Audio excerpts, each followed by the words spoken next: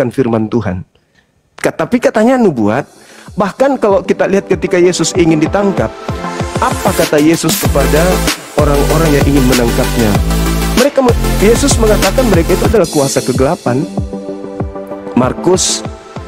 Di Markus 22 nomor 52-53. Sangkamu aku ini penyamun, sampai kau datang ingin menangkap aku, lengkap dengan pedang dan pentungan. Padahal setiap saat engkau bersama dengan aku mengajar di dalam bait suci. Tetapi inilah saatmu dan saat kuasa kegelapan. Jadi penyaliban itu, penangkapan itu, termasuk pembunuhannya, itu adalah kuasa kegelapan. Dengan kata lain, ya saudara harus berterima kasih kepada kuasa kegelapan. Karena orang-orang Yahudi ketika mau menebus dosa, mereka hanya membunuh, mereka hanya mengorbankan binatang, domba, kambing, sapi, lembu. Dan mereka tidak pernah diajarkan dosa waris, bahwa harus ada yang mati untuk menebus dosa manusia. Itu nggak ada. Siapa yang berdosa itu yang berkorban, bukan korban untuk seluruh umat manusia. Tapi perlakuan yang dilakukan oleh orang-orang yang menyalib Yesus ini sangat luar biasa, karena itu berlaku untuk dunia. Ya pahlawan dong, bukan sembarangan mereka itu.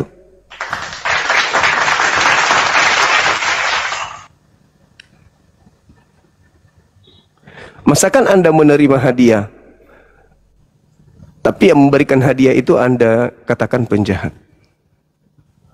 Atau gini, Yesus tidak dibunuh, tapi Yesus bunuh diri. Tapi kalau itu yang terjadi, menyalahi konsep. Karena yang ada di Markus 9 nomor 30-31 itu, mereka menangkap dia dan anak manusia diserahkan kepada mereka untuk dibunuh. Berarti dibunuh dia, bukan bunuh diri.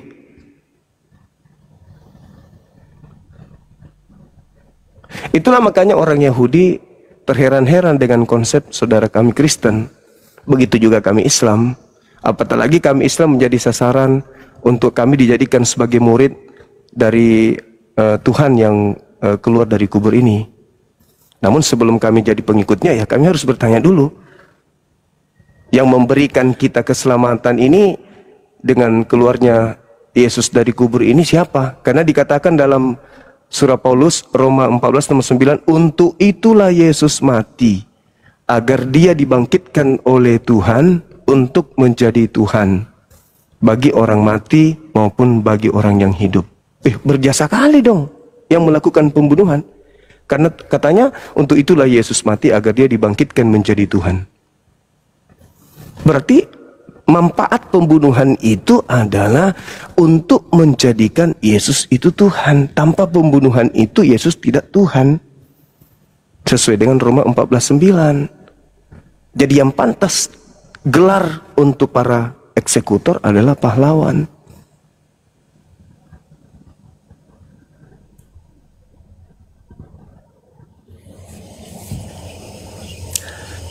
Tadi Bang Juma bilang pembahasannya sebenarnya tentang pergilah kamu, jadikanlah bangsa menjadi muridku.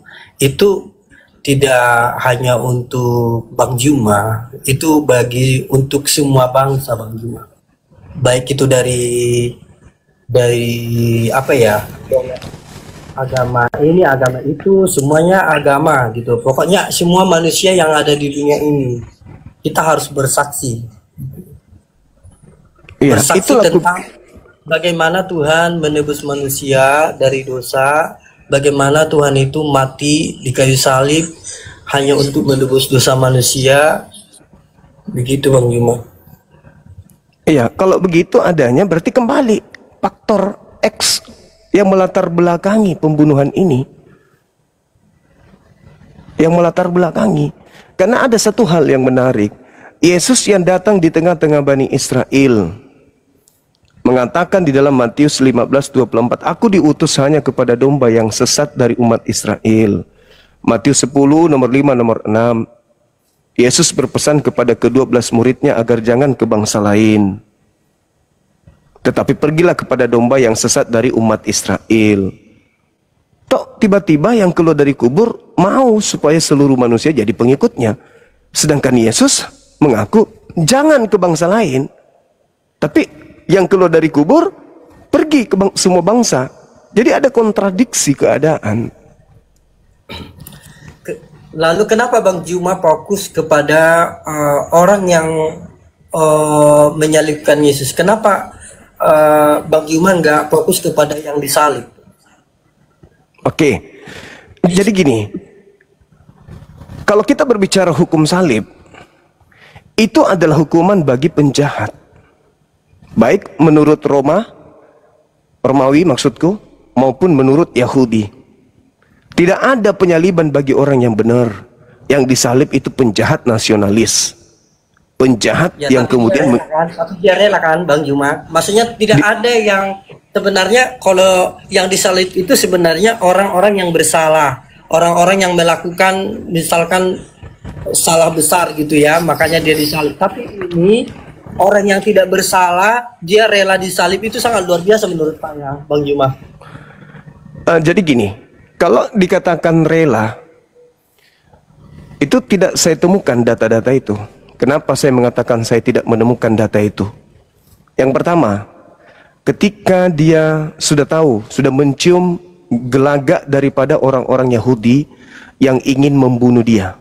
Yang pertama yang dia lakukan adalah dia mengatakan, sangkamu aku ini penyamun sampai kau ingin menangkap aku dengan pedang dan pentungan. Itu satu. Lalu kemudian dia mengatakan, tetapi inilah saatmu dan kuasa kegelapan. Yang kedua, ketika orang-orang ingin membunuhnya, yang dia katakan itu apa? Di dalam Yohanes 8 nomor 37. Kenapa engkau ingin membunuhku? Sedangkan aku ini adalah orang yang menyatakan firman Tuhan. Pekerjaan yang aku lakukan tidak dilakukan oleh Abraham. Aku adalah orang yang menyampaikan firman. Apakah karena itu kalian ingin membunuhku? Iblislah yang menjadi bapakmu dan kamu mau melakukan keinginan-keinginan bapakmu. Di mana ikhlasnya? Yohanes 11 nomor 54. 53-nya begini. Mulai hari itu orang-orang Yahudi kemudian sepakat untuk membunuh Yesus. 54-nya, dan Yesus mulai sejak itu tidak lagi menampakkan diri di tengah-tengah mereka. Itu di mana ikhlasnya Yesus ini? Tidak ada ikhlasnya Yesus pada saat kemudian ada tragedi. Bahkan dia mengatakan, jangan kau membunuh. Kenapa kau ingin membunuhku? Apakah kamu sangka aku ini adalah penjahat? Nah, terus kalau dia ikhlas, kenapa harus ada iblis di situ? Di dalam Yohanes 6 nomor 70, bukankah aku yang memilih engkau yang 12 ini, dan satu di antaramu adalah iblis? Kenapa harus dia mengatakan? Bukankah kalau dia ikhlas, bukankah kalau itu sudah dirancang, harusnya dia mengatakan Yudas itu adalah pahlawan. Karena akibat dari Yudas berkhianat, membocorkan tempat persembunyiannya, maka eksekusi mati itu terjadi. Jadi Yudas tidak boleh disebut sebagai iblis. Harusnya Yudas itu disebutnya sebagai malaikat. Karena engkau yang menyampaikan kepada mereka, sampai tempat persembunyianku itu diketahui, akibatnya apa? Aku disalib, dosa-dosa kalian ditebus. Engkau adalah pahlawan. Tapi kok disebut iblis? Bukankah itu rancangan Tuhan? Bukankah itu nubuatan? Terus kenapa? Kalau nubuatan itu, kenapa orang-orang yang terlibat di sana dikatakan penjahat, dikatakan kemudian iblis? Bukankah pahlawan? Karena tidak mungkin iblis berkarya untuk menyelamatkan orang. Tidak mungkin. Harusnya pahlawan. Kecuali memang benar iblis yang melakukan kejahatan, penjahat yang melakukan kejahatan, dan yang dieksekusi ini bukan Yesus. Nah, itu baru betul. Karena ada satu hal, ketika Paulus bersurat ke Galatia, ke orang-orang yang ada jemaat Galatia, di dalam Galatia 3:13, Kristus telah menebus kita dari kutuk hukum Taurat dengan jalan menjadi kutuk karena kita. Yesus mati dengan jalan kutuk karena kita. Ini Paulus dapat ilmu dari mana coba kira-kira? Paulusnya dapat ilmu dari mana kalau Kristus itu mati menebus Torah, menembus kutuk hukum Torah dengan jalan kutuk? Ini Paulus ilmunya dari mana? Dari Elohim tidak, dari Yesus pun tidak. Kristus telah menebus kita dari kutuk hukum Torah dengan jalan menjadi kutuk karena kita. Sebab ada tertulis, terkutuklah orang yang mati digantung di atas tiang salib. Kok kejam kali terhadap Yesus Paulus ini? Kok bisa-bisanya kata Tuhan nih, inilah anakku yang kukasihi, kepadanya aku berkenan. Begitu besar kasih karunia Tuhan akan dunia ini, sehingga ia menganugerahkan anaknya yang tunggal. Siapa yang percaya kepadanya tidak binasa, melainkan memperoleh hidup yang kekal. Kok dikatakan terkutuk? Kenapa bisa? Bukankah Yesus mengatakan, akulah jalan, akulah kebenaran, akulah hidup. Tidak ada yang sampai kepada Bapa tanpa melalui aku. Kok sekarang dia jadi terkutuk? Siapa yang mengutuknya? Sementara Bapa hanya mengutuk pelaku dosa. Ulangan 21 nomor 22-23. Apabila ada orang yang melakukan dosa yang sepadan dengan hukuman mati, lalu kau hukum mati dia, jangan kau biarkan mayatnya semalam-malaman. Sebab orang yang digantung terkutuk oleh Elohim, jangan biarkan dia menyentuh tanah yang diwariskan Tuhan kepadamu. Berarti Yesus ini pelaku dosa yang sepadan dengan hukuman mati, dan Yesus ini adalah orang yang dikutuk. Apa betul? Jadi pelakunya itu adalah iblis. Korbannya ya harusnya penjahat, bukan orang benar. Jadi kalau iblis bersekongkol ingin membunuh orang benar, pencipta langit dan bumi masa tinggal diam?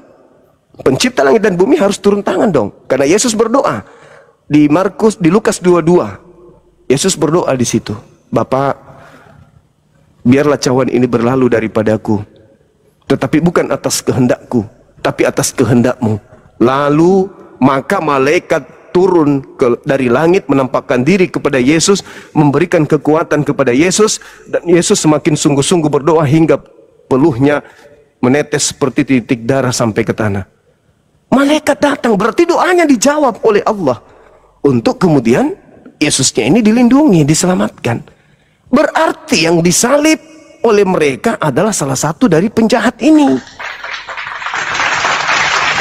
Kristus telah menebus kita. Yes, di situ Paulus tidak mengatakan Yesus telah menebus kita, tapi Kristus.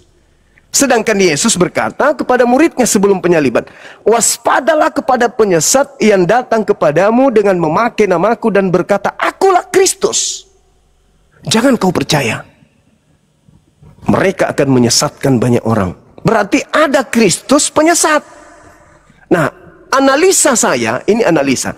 Iblis menyerahkan temannya sendiri yang berpura-pura menjadi Yesus, supaya nanti seakan-akan Yesus ini menjadi pahlawan. Setelah dia keluar dari kubur, banyak orang yang jatuh cinta kepadanya, banyak orang yang menyembah dia. Maka yang menyembahnya ini adalah menyembah kemudian oknum si jahat. Tapi permasalahannya Bang Juma nggak ada ayatnya, nggak ada dalilnya itu. Nah, saya kasih dalil. Boleh? Yesus sejenak daripada penyaliban di dalam Yohanes 12 nomor 30. Yesusnya sendiri yang menerangkan kepada murid-muridnya. Kata Yesus, waspadalah kepada penyesat. Dia mengatakan begini, bahwa sekarang juga dunia akan dihakimi. Sekarang juga penyesat itu, kata Yesus, sekarang juga penguasa iblis itu datang dan dilemparkan keluar. Coba dibuka di Yohanes 12 nomor 31. Kata Yesus begini, sekarang berlangsung penghakiman atas dunia ini. Sekarang juga penguasa dunia, yaitu iblis, dilemparkan keluar. Yesus mengatakan penguasa dunia itu adalah iblis. Itu satu. Nah, yang keluar dari kubur mengaku. Yesus mendekati mereka lalu berkata, kepada aku telah diberi kuasa, baik di surga maupun di bumi. Pergilah, jadikanlah seluruh bangsa menjadi muridku. Menurut Yesus, penguasa dunia yaitu iblis dilemparkan keluar. Keluar dari mana? Keluar dari perut bumi. Nah, yang keluar dari perut bumi ini mengaku, kepadaku telah diberi kuasa. Menurut Yesus, yang diberi kuasa, yang menjadi penguasa bumi itu iblis. Yesus sendiri yang mengatakan ketika ingin ditangkap, dan saatnya kuasa kegelapan, kata Yesus. Yohanes 12:31. Sekarang, jadi sekarang, saat itu. Bukan saat 7 abad, 5 abad, 100 abad setelahnya. Sekarang, kata Yesus. Sekarang dunia, sekarang berlangsung penghakiman atas dunia. Sekarang juga penguasa dunia ini dilemparkan keluar. Keluar dari mana? Keluar dari alam kubur. Nah, yang keluar dari alam kubur ini mengatakan, akulah penguasa dunia. Kata Yesus, penguasa dunia adalah iblis. Yang keluar dari kubur, akulah penguasa dunia. Pergilah, jadikanlah seluruh manusia menjadi pengikutku.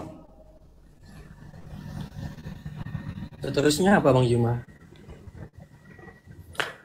Terusnya ada, dan baptislah mereka dalam nama Bapa, Anak, dan Roh Kudus. Nah, sekarang pembaptis itu adalah Yohanes Pembaptis. Itu tugas dia. Yesus tidak pernah membaptis satu manusia pun. Dan ketika Yesus dibaptis, dia hanya dibaptis dalam nama Bapa. Tidak ada penambahan Anak, Roh Kudus, itu nggak ada embel-embel itu.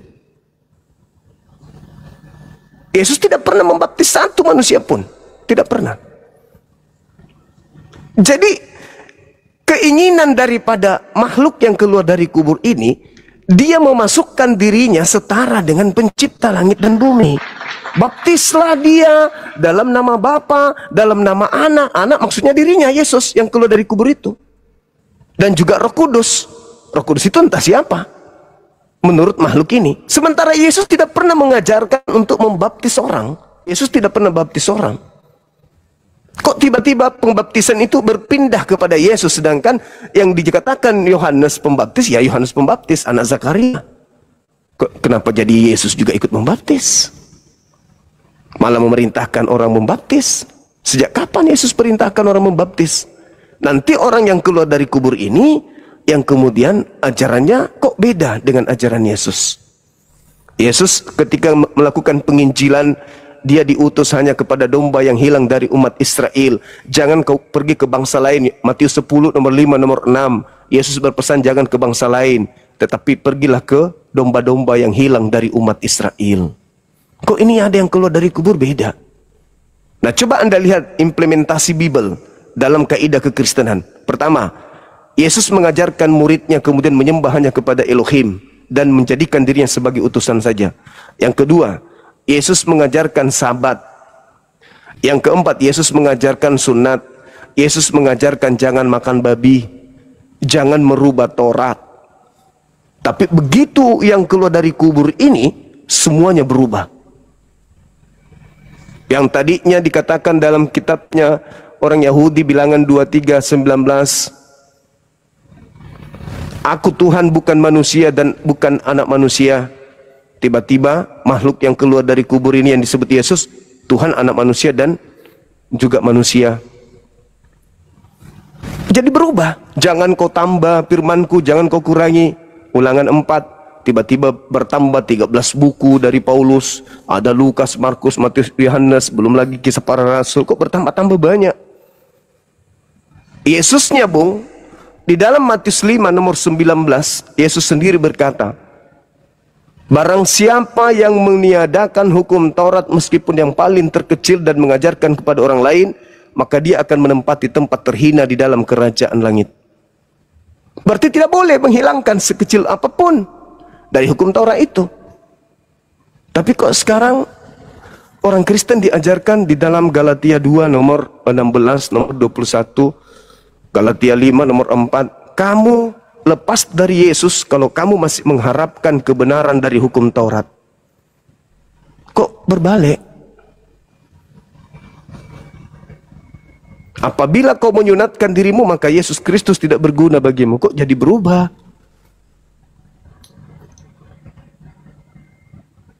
Akhirnya apa yang terjadi? Saudara saya Kristen itu serba salah. Kalau memang betul penyaliban itu dilakukan karena mau digenapi, berarti iblis yang terlibat di dalam proses ini adalah pahlawan semua, pelaku firman semua. Dibilang pahlawan tidak masuk akal, dibilang penjahat juga tidak masuk akal. Dibilang penjahat tapi kok bisa menghadiahkan keselamatan. Dibilang pahlawan tapi kok dia membunuh.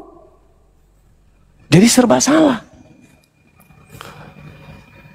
Karena gini Bang Juma, kalau peristiwa itu tidak terjadi, maka firman atau nubuatan itu nggak bakalan terjadi Bang Juma. Kenapa nggak ambil nubuatan yang lainnya? Seperti misalnya nih, seperti ketika Yesus berkata di dalam Lukas 24 nomor 44, harus digenapi semua yang tertulis tentang aku di dalam kitab Taurat.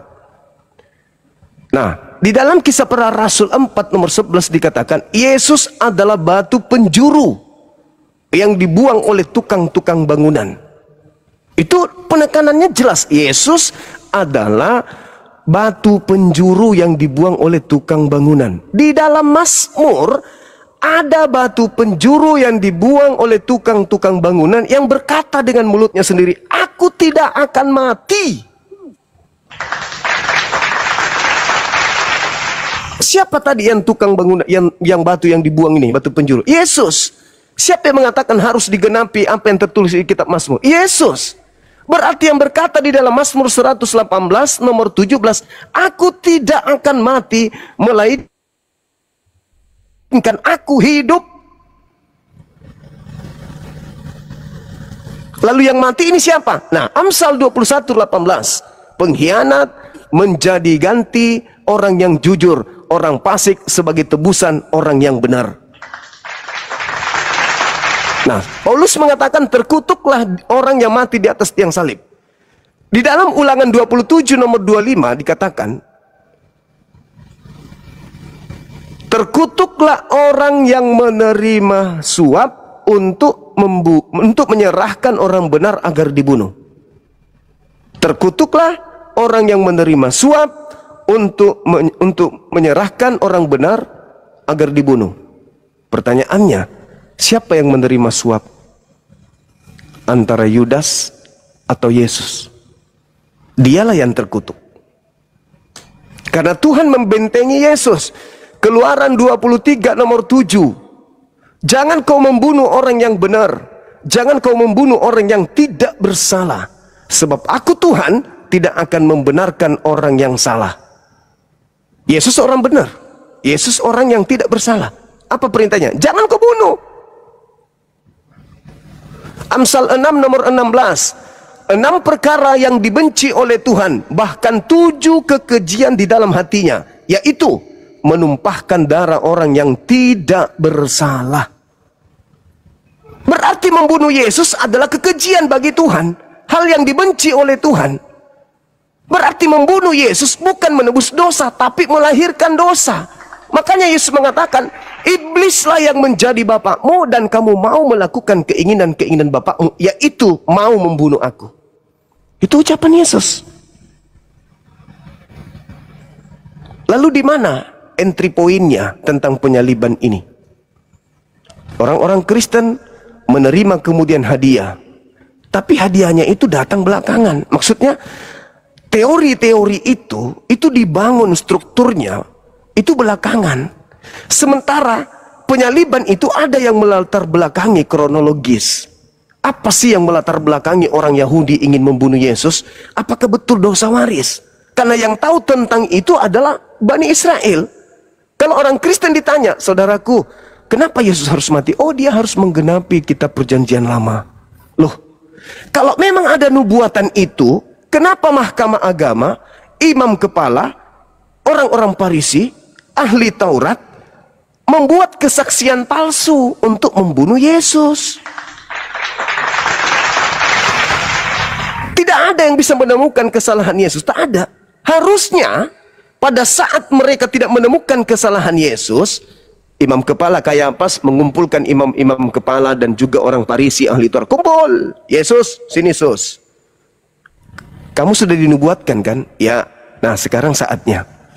Yesus akan mengatakan siapa eksekutornya, siapa yang ambil kayu salib, siapa yang akan mencambuk saya, siapa yang memaku. Ayo tentukan hari apa nih kita lakukan ini semuanya. Itu pasti terjadi. Tapi faktanya, kronologis kejadian penyaliban terhadap Yesus itu jelas tertulis di dalam Yohanes 11 nomor 45 sampai nomor 57. Apa yang terjadi di sana? Apa kronologis yang melatar belakangi penangkapan dan ingin membunuh Yesus? Ternyata karena kecemburuan sosial politik. Bukan karena dosa waris, bukan karena ada nubuat. Bahkan hari itu juga mereka ngarang-ngarang nubuat. Coba Anda baca deh, Yohanes 11 nomor 45 sampai nomor 57. Di situ lengkap apa yang melatar belakangi Yesus itu ingin mereka bunuh. Dan ternyata mereka membunuhnya karena mereka takut orang Roma merampas tempat suci mereka dan bangsa mereka. Di situ dikatakan ketika mereka melayat Maria, banyak orang-orang melihat apa yang dilakukan oleh Yesus, yaitu membangkitkan Lazarus. Maka orang-orang ini sebagian datang kepada orang Farisi melapor. Lapor, Yesus ini bahaya. Kenapa? Kalau kita biarkan Yesus ini begitu saja, maka dia akan mempengaruhi banyak orang untuk percaya kepada dia. Karena dia banyak kekuatan, mujizat, tanda-tanda. Nah kalau itu terjadi, maka bangsa Roma akan datang merampas tempat suci kita dan merampas bangsa kita.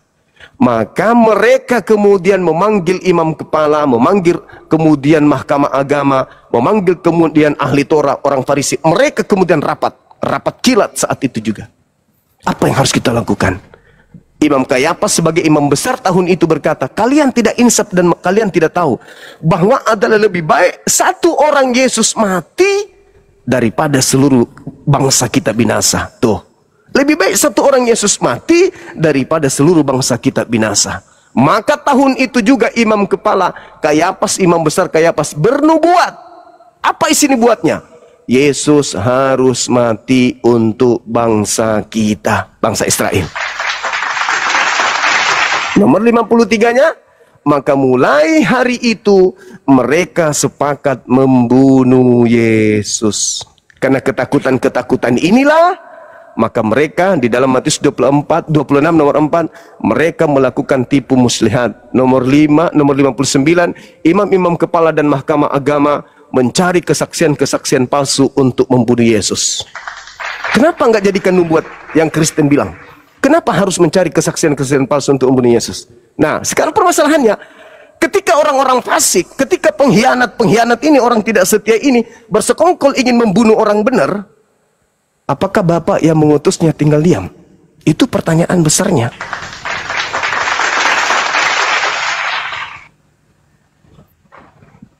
Sementara Yesus menyatakan dalam nubuat, aku tidak akan mati. Kalau saudara membaca Mazmur 118 itu tamat di situ. Aku tidak akan mati, tetapi aku akan melakukan pembalasan terhadap mereka yang ingin mencelakai aku, yang ingin kemudian membunuh aku, tetapi aku tidak mati.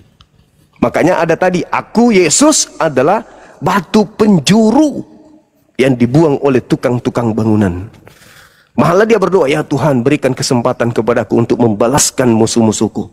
Dia mau membalas kemudian orang-orang yang melakukan aniaya terhadap dirinya. Bukan ikhlas. Tapi nggak ada di itu tertulis Bang Bima. Yang ada dia Bapak ampunilah mereka sebab mereka tidak tahu apa yang mereka perbuat. Itu yang ada. Oke, baik. Boleh nggak Anda bantu saya membaca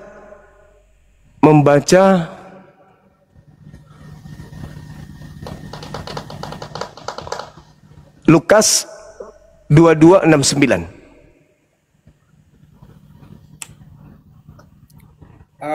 Kebetulan saya tidak bawa Alkitab Bang Bima. Saya lagi di Oke, baik.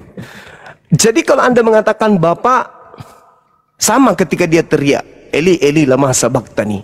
Yesus seumur hidup tidak pernah memanggil Tuhannya dengan panggilan Eli. Itu dulu. Jadi ini sudah oknum lain. Kalau dia mengatakan, Bapak ampunilah, ampunilah mereka, sebab mereka tidak tahu apa yang mereka kerjakan. Apa yang mereka kerjakan? Sebenarnya yang mereka salib itu bukan Yesus, tapi aku. Aku ini penggantinya. Tapi mereka nggak tahu. Sebab meskipun aku berbicara, mereka tidak akan percaya. Di mana orang yang disalib ini mengatakan itu? Itu tadi. Di Lukas 22 nomor 68-69. Ketika orang itu dibawa nih sama tentara, di sidang. Dia sementara di sidang nih. Katakan kepada kami kalau engkau adalah Yesus, anak Elohim. Engkau adalah Mesias, anak Allah, katanya. Apa kata oknum yang disalib? Apalagi gunanya aku menjawab? Apa gunanya aku menjawab? Meskipun aku menjawab, kau tidak akan percaya. Meskipun aku bertanya, kau tidak akan menjawab. Apakah engkau anak Mesias? Apakah engkau adalah anak Allah Mesias? Apa kata oknum tersebut? Engkau yang mengatakan itu. Nomor 69. Sekarang juga Yesus sudah duduk di sebelah kanan Tuhan Elohim. Sekarang juga katanya. Katanya orang yang di sidang yang katanya Yesus itu berkata, sekarang juga Yesus itu sudah duduk di sebelah kanan Tuhan yang Maha Kuasa. Sekarang. Berarti Yesus yang asli sudah di atas katanya. Berarti yang di sidang ini siapa? Kan Yesus cuma satu. Bab gini ya Bang Juma. Yesus itu tidak pernah mengatakan bahwasanya ibaratnya identitasnya gitu kan. Lalu dia berkata Allah Bapa gitu dia Bang. Tidak pernah dia ibaratnya akulah orangnya, saya lah orangnya. Dia nggak pernah begitu. Selalu dia mengatakan akulah dia kok. Tapi saat itu dia tidak mengatakan kata itu. Dia mengatakan sekarang juga, dalam bahasa Yunaninya nun, detik ini juga Yesus anak manusia itu sudah duduk di sebelah kanan Tuhan yang Maha Kuasa. Ini yang berbicara ini siapa? Yesus. Terus yang duduk di atas di sebelah kanan Elohim siapa? Yesus juga. Emang Yesus ada berapa?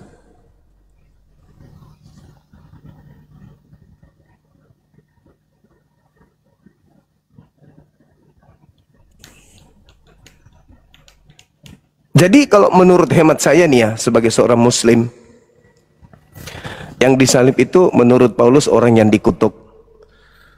Menurut kitabnya Yahudi yang disalib itu adalah orang yang melakukan dosa sepadan hukuman mati yang dikutuk oleh Elohim. Menurut kaidah hukum salib, yang disalib itu adalah orang yang dikutuk sama Elohim. Kemudian Yesus berkata di dalam Yohanes 10 nomor 17 nomor 8, tidak akan ada orang yang sanggup membunuh aku. Tidak ada orang yang sanggup mengambil nyawaku, melainkan aku sendiri yang akan menyerahkan dan aku sendiri berhak mengambilnya kembali. Itu kata Yesus. Tidak ada orang yang bisa membunuh aku. Tapi di dalam Markus 9 nomor 30-31, mereka menyerahkan anak manusia kepada manusia, lalu mereka bunuh. Dan pada hari ketiga dia akan bangkit. Dia akan bangkit. Dia tidak mengatakan aku akan bangkit. Nah, hari ketiga dia akan bangkit. Di dalam Matius 12, ketika orang-orang Farisi datang bertanya, Yesus, berikan kami tanda dong. Berikan tanda kepada kami.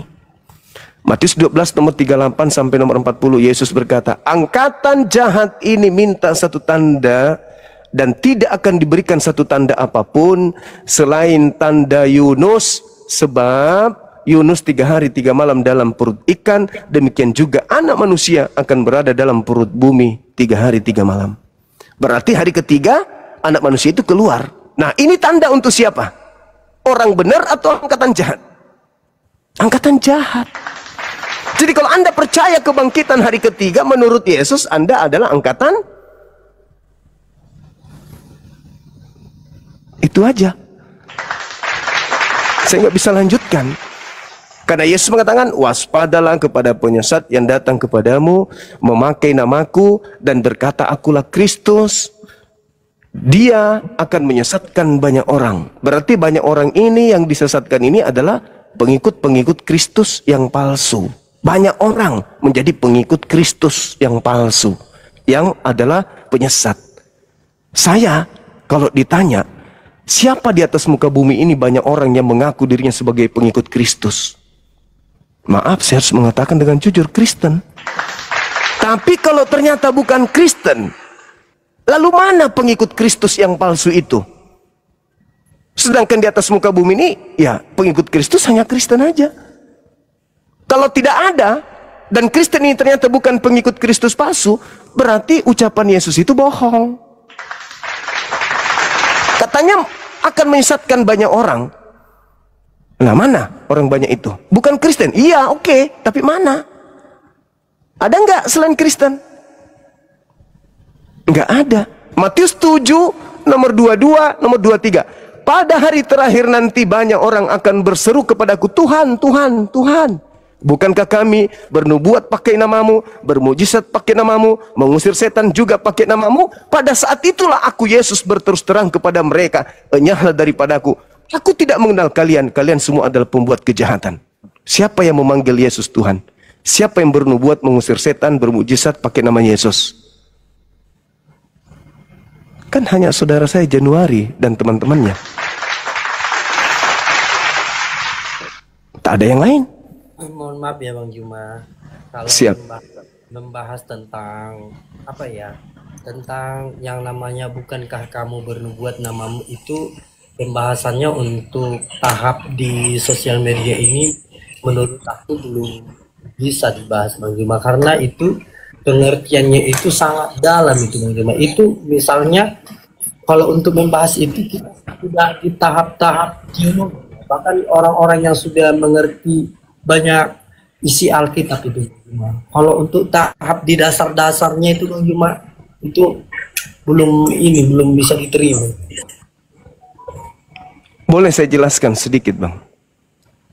Ya, terlepas nanti Anda mau terima, ya jelas Anda tidak terima kan, Anda seorang Kristiani kan. Saya maklum itu, cuman karena kita berdiskusi nih dan mengedukasi juga kan. Artinya ketika kami dijadikan sebagai sasaran empuk untuk dimurtadkan, kami memiliki alasan untuk tidak mau, kan gitu Bang. Nah, terkait dengan bermujizat, mengusir setan, bernubuat, kan itu sudah sangat jelas sekali. Yesus ketika mengajar bukan orang Kristen, bukan orang Roma, bukan Yunani, bukan orang Belanda, bukan orang Indonesia. Yang diajarkan Yesus itu Bani Israel. Matius 7 itu dimulai perikopnya nomor 15 sampai nomor 23. Apa kata Yesus kepada Bani Israel muridnya? Waspadalah kepada nabi palsu yang datang kepadamu menyamar seperti domba, tetapi sebenarnya dia adalah serigala yang buas. Siapa yang datang kepada murid Yesus di abad pertama?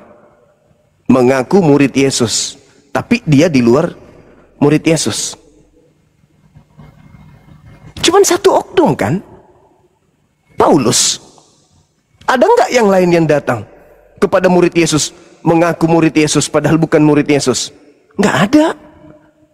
Kalau orang berpikir itu nabimu, sorry, nabiku tidak hidup di abad pertama. Sedangkan nabi palsu itu hidup di abad pertama. Kenapa? Karena nabi itu harus datang kepada murid Yesus. Yang disebut domba nih, yang disebut domba, ini juga pendeta harus bocorkan rahasia ini. Yang digelari domba itu hanya Bani Yakub. Tidak boleh di luar Bani Yakub. Dalilnya di mana? Yeremia 50 nomor 17. Domba adalah Yakub. Anak domba adalah anak Yakub. Keturunan domba adalah keturunan Yakub. Waspadalah kepada serigala. Waspadalah kepada nabi palsu yang datang kepadamu mengaku-ngaku sebagai Yahudi, sebagai Bani Yakub. Pada sebenarnya mereka bukan Bani Yakub. Mereka adalah serigala yang buas. Nah, Yesus lanjutkan. Dari buahnya nabi palsu itu kamu dapat melihat mereka. Nah, masuk ke situ. Apa buahnya? Bukan Yahudi memanggil aku Tuhan. Bukan Yahudi bermujizat, bernubuat, mengusir setan pakai namaku. Itu buahnya. Artinya nyamar-nyamar Yahudi, nyamar-nyamar murid Yesus, tapi ternyata bukan murid Yesus. Mujizatnya itu terjadi nggak? Terjadi. Bisa nggak mengusir setan? Bisa. Memakai nama siapa? Memakai nama Yesus. Tapi kenapa Yesus kemudian mengatakan, aku tidak mengenal mereka, aku tidak mengenal kalian? Lalu Yesus siapa yang mereka pakai mengusir setan selama ini? Kalau ternyata Yesus yang asli tidak mengenal mereka, berarti ada Yesus palsu yang datang membantu mereka ketika mereka bermukjizat. Karena Yesus mengatakan dalam Matius 24, sebab Kristus palsu dan nabi-nabi palsu akan datang banyak melakukan tanda-tanda yang dahsyat dan mujizat-mujizat sekiranya mungkin menyesatkan banyak orang. Berarti ada Kristus palsu yang melakukan mujizat, yang melakukan tanda-tanda. Itu nubuat Yesus, Matius 24 nomor 24. Masalahnya Bang Juma, Yesus itu bukan nabi, Bang Juma. Yesus itu bukan nabi. Ya. Oke, kalau Anda mengatakan Yesus itu bukan nabi, tapi orang-orang Yahudi menyebutnya nabi. Bahkan Yesus mengatakan, seorang nabi, katanya, seorang nabi akan ditolak di bangsanya. Nabi Musa, Nabi Daud, Nabi Isa, Yesus, Nabi Muhammad juga tadinya ditolak oleh bangsanya, Mekah, diusir juga dia. Nah, kalau Anda mengatakan bukan nabi, di dalam kitab Bilangan 12 nomor 6, jika di tengahmu ada seorang maku, akan berkata kepadanya melalui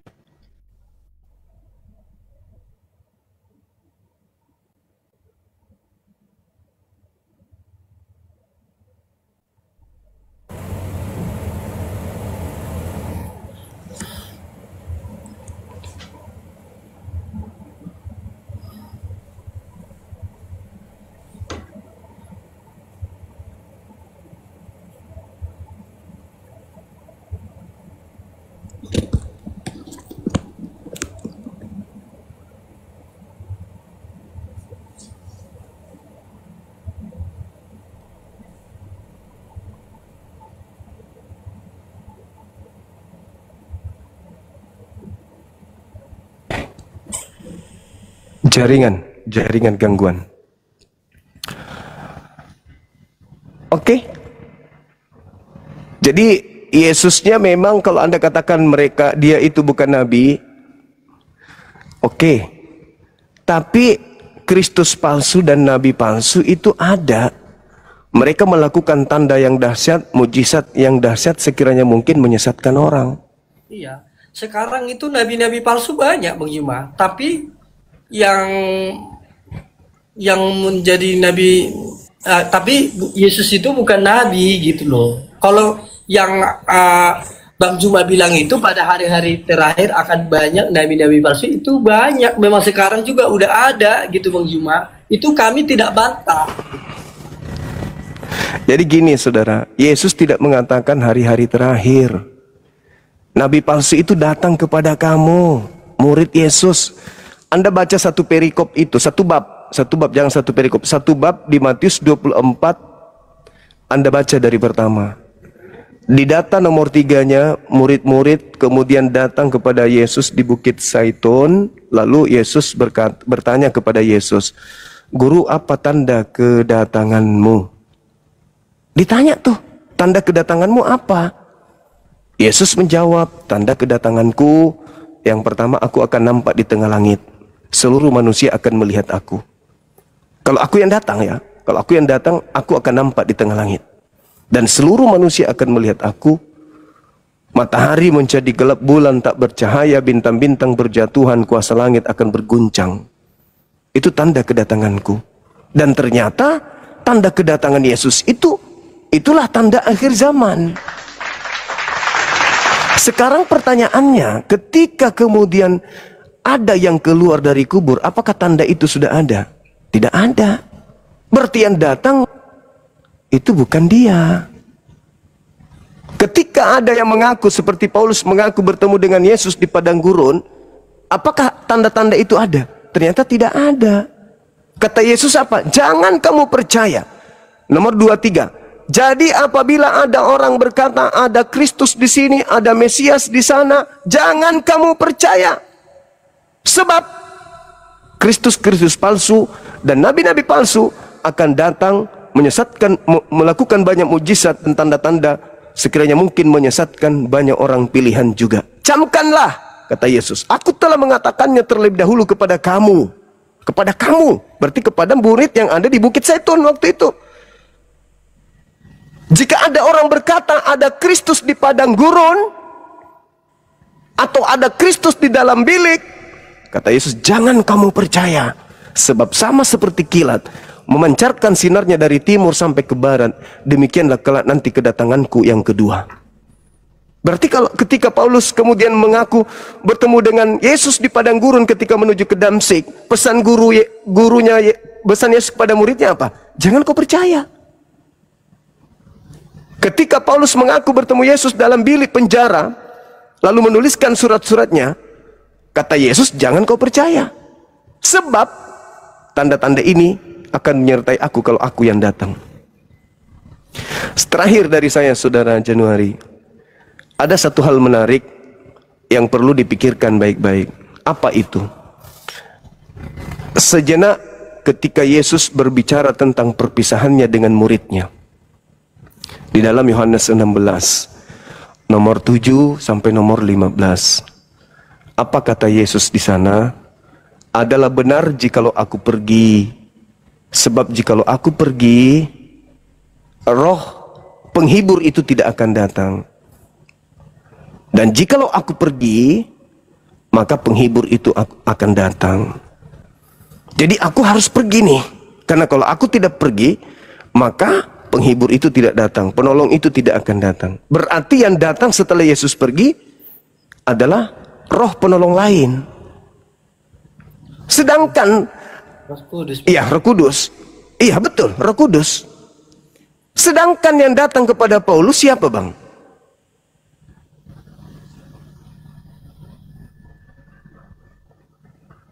Siapakah engkau Tuhan? Apa kata sosok itu? Akulah Yesus. Loh, kata Yesus yang datang setelah dia, Yesus itu bukan. Adalah benar jikalau aku pergi, sebab kalau aku tidak pergi, maka penghibur itu, yaitu roh kebenaran itu, atau roh penghibur itu, atau Roh Kudus itu tidak akan datang. Maka aku harus pergi supaya dia datang. Pergilah Yesus ke langit, duduk di sebelah kanan Bapa. Yang datang setelahnya siapa? Menurut Yesus, penghibur lain, penolong lain. Nah, tahun 52 ketika Paulus berjalan ke Damsik, siapa yang datang? Kok Yesus? Jadi Paulus ini tidak memahami ucapan-ucapan Yesus. Jadi salah naskah dia. Salah skenario. Harusnya ketika dia tanya, siapakah engkau Tuhan? Akulah Roh Kudus yang dijanjikan Yesus. Harusnya gitu. Tapi dia mengatakan, akulah Yesus yang kau aniaya. Sejak kapan Roh Kudus teraniaya? Berarti ini ada salah skenario. Yesus yang mengatakan aku harus pergi, sebab kalau aku tidak pergi, roh kebenaran itu tidak datang. Tetapi kalau aku sudah pergi, maka aku akan mengutus dia kepadamu. Nah, setelah dia pergi, siapa yang datang? Roh kebenaran, Roh Kudus, penghibur. Tapi kok yang datang kepada Paulus justru Yesus? Maka Yesus berpesan, waspadalah kepada penyesat yang datang kepadamu memakai namaku dan berkata, akulah Kristus. Itu bukan aku.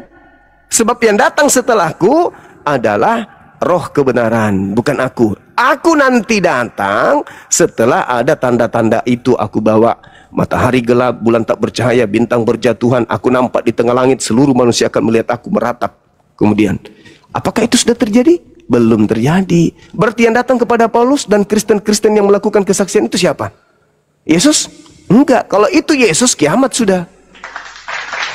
Karena kalau Yesus yang datang, matahari menjadi gelap, bulan tak bercahaya, bintang-bintang berjatuhan, kuasa langit berguncang. Kalau itu sudah datang. Al-Quran surah As-Zukhruf ayat 61. Kedatangan Nabi Isa adalah pertanda hari kiamat. Nah, itu betul. Karena di Bible juga mengatakan itu. Kalau aku datang, bintang-bintang berjatuhan, bagaimana enggak kiamat? Matahari enggak bercahaya, bulan menjadi gelap, kuasa langit berguncang. Kiamat dong. Nah, memang itu tanda-tanda kedatanganku, yaitu di lain itu, kalau Anda mengaku Yesus, jangan kau percaya. Makanya tema kita ini, eksekutor salib ini siapa sebenarnya? Kalau Kalau dia orang-orang pilihan Tuhan, kontradiksi. Kenapa kontradiksi? Tuhan melarang Yesus dibunuh. Tapi kalau dia penguasa gelap yang ingin membunuh Yesus, orang benar ini, maka Tuhan akan turun tangan untuk menyelamatkan utusannya. Tidak akan diizinkan Yesus itu dibunuh sama penjahat. Yesus itu manusia suci, manusia yang selalu merendahkan diri di hadapan Tuhan. Yohanes 8:29, Yohanes 8 nomor 17, Tuhan tidak akan membiarkan aku seorang diri, sebab aku senantiasa melakukan apa yang berkenan kepadanya. Makanya dalam Islam itu yang kami imani, orang yang datang di tengah Bani Israel lahir tanpa ayah itu manusia suci terkemuka di dunia. Dia diberkati kapanpun dan dimanapun ia berada. Mustahil dia dihinakan. Sedangkan kalau di Kristen ditanya, siapa yang dikutuk di atas salib? Yesus. Siapa yang diludahi? Yesus. Yang digantung? Yesus. Yang ditombak? Yesus. Yang ditampar? Yesus. Yang ditelanjangin? Yesus juga. Yang dibunuh? Yesus. Yang keluar dari kubur? Yesus. Padahal Yesus mengatakan di dalam Yohanes 16 nomor 13-14, apabila roh kebenaran itu datang, maka dia akan memuliakan aku. Kami memuliakan beliau. Manusia suci terkemuka di dunia dan di akhirat kok jadi korban. Bayangkan aja Bung, sebelum Anda lahir, Romawi itu pelaku maksiat, penjajah, pembunuh, perampas, penganiaya, pemerkaos, pemburit dan seterusnya. Masa dosa-dosa mereka ditanggung sama orang yang suci ini? Orang suci yang menanggungnya enak kali. Mereka yang bermaksiat, mereka membunuh ibu kandung, mereka memperkaos anak kandung, dosa-dosanya ditebus kemudian sama orang benar. Di mana kaidahnya? Tak ada kaidah itu. Sedangkan di dalam kitabnya orang Yahudi 2 Tawarik 7 nomor 14, apabila hambaku mencari wajahku dan kembali dari dosa-dosanya, maka aku Tuhan akan mengampuni dosa mereka dari surga. Boleh enggak aku bertanya Bang Juma? Boleh, silakan. Silakan. Kenapa umat Muslim tidak percaya kepada Yesus? Kami percaya kepada Yesus yang datang ke tengah Bani Israel. Kami tidak percaya yang keluar dari kubur itu, Bang. Kami tidak percaya yang dibunuh itu, kami tidak percaya. Tapi Yesus yang berkata di dalam Yohanes 17 nomor 3, hidup kekal itu adalah mereka mengenal Engkau satu-satunya Tuhan yang benar dan mengenal Yesus Kristus yang Engkau utus. Itu kami percaya. Karena kami mengenal Dia sebagai utusan. Makanya kami sebut Rasulullah. Rasul utusan Allah. Tidak sah iman Islam kalau tidak percaya Dia sebagai Rasul utusan Allah. Syarat memperoleh hidup kekal menurut Yesus, Yohanes 17 nomor 3 adalah mengenal dirinya sebagai Rasul, utusan Tuhan, titik. Itu syaratnya. Padahal gini Bang Juma, kalau dari umat Muslim nggak percaya Yesus berarti nggak digenapi dong firman Tuhan yang berkata, akulah jalan kebenaran dan hidup. Tidak ada sampai kepada Allah Bapa kalau tidak melalui aku. Oke. Saya terangkan Abang. Akulah jalan, akulah kebenaran, akulah hidup. Tidak ada yang sampai kepada Bapa tanpa melalui aku. Umat Islam saya tanya, wahai umat Islam, bisa tidak Anda selamat tanpa mengimani manusia suci yang lahir di tengah-tengah Bani Israel yang diutus oleh Tuhan pencipta langit dan bumi sebagai jalan keselamatan bagi umatnya? Anda percaya atau tidak percaya? Umat Islam semua percaya. Berarti ketika kami berislam, kami menjadikan jalan yang ditempuh oleh Yesus itu sebagai jalan, yaitu beriman kepada Dia sebagai utusan Tuhan kepada Bani Israel. Wa isqala Isa bin Maryam ya Bani Israel, inni rasulullahi ilaikum. Kami beriman. Maka tidak sah iman kami kalau kami tidak beriman kepada manusia yang lahir tanpa ayah, yang diberi hikmat Injil sebagai jalan keselamatan bagi Bani Israel. Kami percaya itu. Tapi kami tidak percaya kalau Dia adalah Tuhan. Karena Dia bukan tujuan, Dia hanya jalan. Jalan menuju Monas, bukan Monas. Yesus hanya jalan menuju kepada Tuhan. Bagaimana jalan yang ditunjukkan Yesus? Di dalam Matius 19, ditanya oleh murid-muridnya, Guru, bagaimana caranya supaya saya bisa masuk surga? Apa kata Yesus? Yang pertama, Kamu harus melakukan segala perintah Tuhan. Di mana perintah Tuhan itu? Ajaran Musa. Jangan ini, jangan ini, jangan ini. Kata muridnya, itu sudah aku lakukan. Nah, kedua, kalau kau sudah lakukan itu, yang kedua adalah jual seluruh hartamu, berikan kepada si miskin. Jual hartamu, berikan kepada si miskin. Artinya berinfak, bersedekah, bayar zakat, dan bla bla bla seterusnya. Kata orang itu, kalau sudah selesai, apalagi? Barulah kau jadi pengikutku. Jadi untuk menjadi pengikut Yesus itu dua sesi yang harus dilalui. Yang pertama, melakukan hukum Taurat. Yang kedua, kemudian berimpak, bersedekah. Makanya Yesus mengatakan di suatu ayat, lebih mudah onta masuk lubang jarum daripada orang kaya masuk ke dalam surga. Berarti pengikutnya nggak boleh kaya, harus miskin. Karena syarat untuk memperoleh hidup yang kekal, jual seluruh hartamu, berikan kepada si miskin. Baru kau bisa jadi pengikutku. Tuh. Jadi hidup kekal itu menurut Yesus ya begitu. Padahal, bukan hanya silakan. Ya. Silakan. Padahal kan setiap Bang Juma berdoa, sholat, selalu Bang Juma mengatakan, tunjukkanlah jalan yang lurus. Padahal Tuhan sendiri sudah mengatakan, akulah jalan kebenaran dan hidup, gitu. Lalu kenapa Bang Juma nggak percaya kepada Yesus? Itu aja Bang Juma. Saya tidak mau berdebat, hanya mengatakan itu aja. Oke, Nabi Isa di dalam Al-Quranul Karim dikatakan kembali oleh Allah, fattaqullaha wa ati'un. Nabi Isa nih, bertakwalah kepada Allah dan taatlah kepadaku. Hadza siratul mustaqim. Itulah jalan yang lurus. Jalan yang lurus itu mana? Mentaati Tuhannya Yesus dan mentaati perintah Yesus bagi Bani Israel. Jalan lurusnya apa? Menyembah kepada Allah. Jangan sampai belok menyembah kepada Yesus. Itu jalan lurus. Sekarang kalau saya tanya kepada saudara, jalan lurus yang mana menurut Yesus? Menyembah dirinya atau menyembah kepada Bapa? Orang Kristen bengkok semua bang. Belok semua. Menyembah kepada Yesus. Jalan lurusnya itu adalah menyembah hanya kepada Dia yang mengutus Yesus dan mendudukkan Yesus sebagai Rasul utusan Tuhan. Kenapa kami umat Islam selalu berdoa, tunjukilah kami jalan yang lurus itu. Ingat bung, lampu merah sudah ada di mana-mana, tapi kecelakaan terjadi di mana-mana. Aturan Tuhan sudah ada di dalam kitab suci Al-Quranul Karim, tapi pelanggaran-pelanggaran tetap aja terjadi. Kenapa? Karena iblis senantiasa datang kiri, kanan, atas, bawah, muka, belakang kepada kita manusia.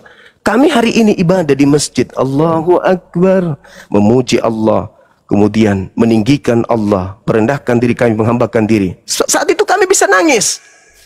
Tapi selangkah dari masjid, penguasa gelap sudah datang. Masuklah pikiran, gimana caranya anak saya bisa makan? Gimana caranya saya bisa dapatkan uang? Apa caranya supaya jabatan saya naik? Gimana caranya supaya ini? Iblis datang. Itulah kami selalu minta petunjuk. Petunjuk itu sudah ada. Jangan ini, jangan itu, jangan ini, jangan itu. Ada petunjuk itu. Tetapi kita senantiasa kemudian dibawa oleh syahwat kita untuk jauh dari Tuhan. Itu terjadi. Bagaimana orang Yahudi? Kata Yesus dalam Matius 23. Nomor 1, nomor 2, 3. Apa kata Yesus? Orang Farisi dan ahli Taurat itu sudah menduduki kursi Musa. Dengarkanlah apa yang mereka katakan, tapi jangan kamu mengikuti apa yang mereka kerjakan. Sebab mereka hanya berkata, tetapi mereka tidak mempraktekkan. Artinya mereka sudah tahu jalan lurus itu, mereka tahu, tapi mereka tidak mau melakukan itu. Nah, itulah yang terjadi di dalam ajaran agama Islam. Aturan apapun dalam Islam itu sudah sempurna, tetapi kami minta petunjuk supaya dikuatkan agar tetap berada pada koridor ini. Jangan sampai kami itu serong ke kiri atau serong ke kanan. Kami harus lurus ke depan karena Allah. Kami bersedekah, jangan bengkok, harus karena Allah. Kami menyampaikan, jangan karena pamer, harus karena Allah. Harus lurus, jangan ada yang lain. Itu maksudnya bang.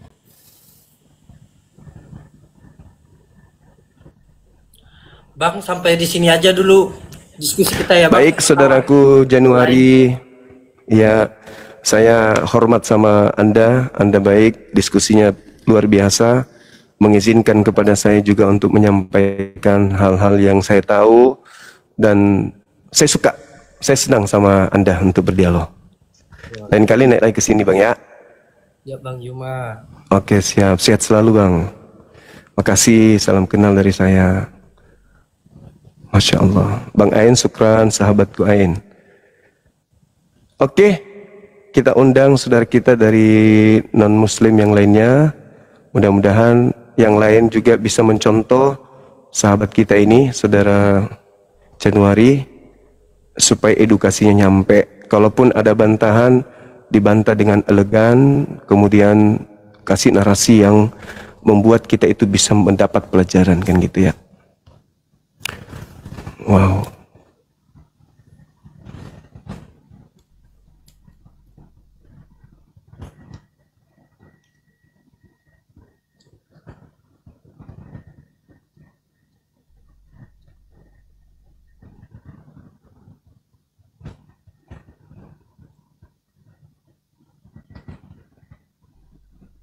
Cek. Cek. Tunggu ya teman-teman di YouTube, sorry ada treble.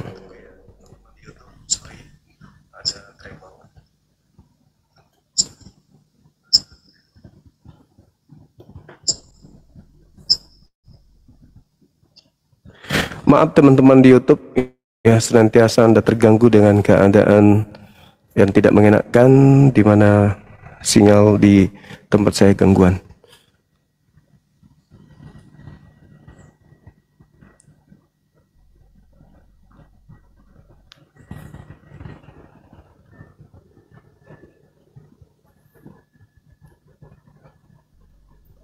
Iya, kita mengharapkan adanya saudara kita yang dari non-muslim yang bisa mencontoh saudara Januari, itu bagus. Saya suka cara-cara berdiskusi seperti itu. Ya, meskipun saya tahu dia juga punya ilmu sebenarnya, cuman karena segan atau sungkan aja untuk untuk melakukan bantahan. Dan kemungkinan memang tujuannya untuk menggali pengetahuan Bang Suma terkait dengan apa yang Bang Suma narasikan. Itu bagus. Ya, salut saya kalau ada non-muslim yang sama seperti saudara Januari. Silakan saudara-saudara yang lain minta permintaan.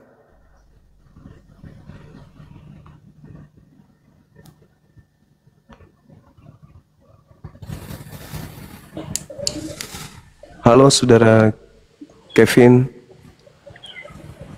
selamat malam. Halo, halo. Kok bisa ada suara ayam malam-malam ya? Jangan-jangan dia lagi kandang ayam ini abang ini.